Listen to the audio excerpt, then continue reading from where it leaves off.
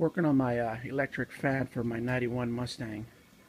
Had a little issue with the mounting brackets that they want you to use with this type of setup. It's the Flex-a-lite 185 I got from Late Model Restoration. Fan's great, looks awesome. As you can see, there's about a 2-inch gap between the shroud and the end of the radiator, or the core, on either side. So don't know why they didn't decide to, spend the extra money to cover the complete radiator, but this is what you get. It's about a 2-inch gap all the way around, actually on the sides. They want you to mount these brackets. As you can see, these brackets underneath this, and they just sit there, preventing the radiator from going in that direction.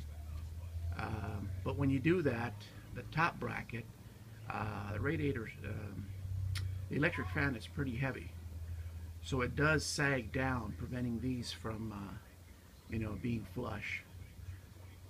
They give you these spacers, this type of spacer, it's about maybe a 1/2-inch spacer, and as you can see, between what I used, which is this metal one that I went to my local hardware store and got a longer spacer, if you would, so it can sit flush with the radiator, and then you can make your adjustments,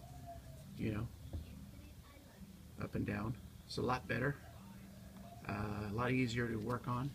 And then what I'm going to do, I'm going to drill a hole through the bottom of this bracket, this L-shaped bracket, onto the radiator. There's a small lip, I'd say about a 3/8 1/2-inch lip. And I'm going to do is again, went to my local hardware store and bought same size bolt with the nut, and I'm going to attach this to the bottom of the radiator. That way this bracket is resting on here and not just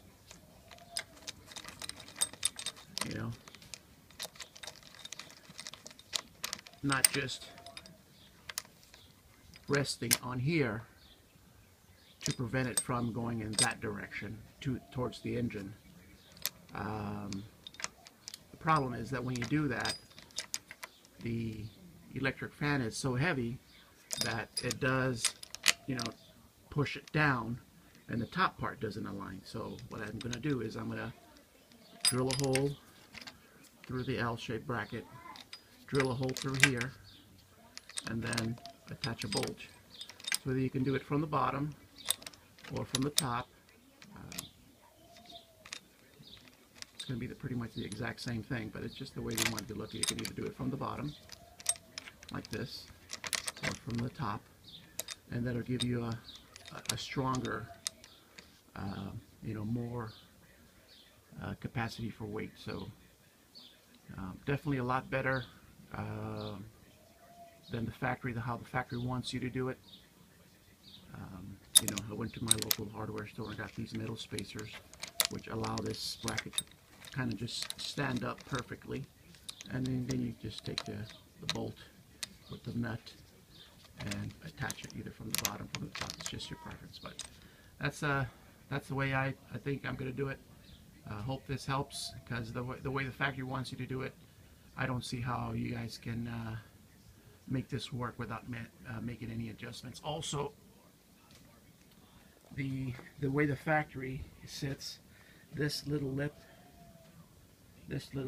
lip on my radiator, the fan would sag all the way down, and the rubber gasket that shroud has from the factory would sit on top of this little indentation, which is, you can see that right there.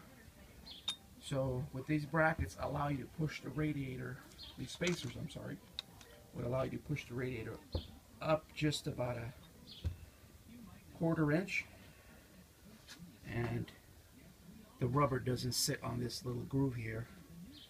And I'm sure if I would have done this way, eventually with the vibration and the movement of the car, this rubber gasket would start to tear apart. So I think this way, you push the radiator up a little bit, it would sit, you know, almost flush up here.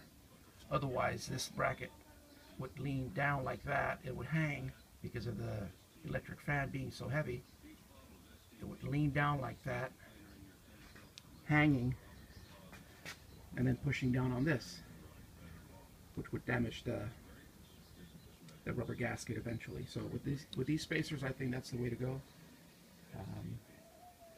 I think that's probably the more sturdy, safest, and in a cost-effective way. Just a couple of nuts, a couple of bolts, a couple of washers, and a few cents for these spacers would work just fine. Anyways, once I get it going, I'll post the video and see how it runs. Thanks.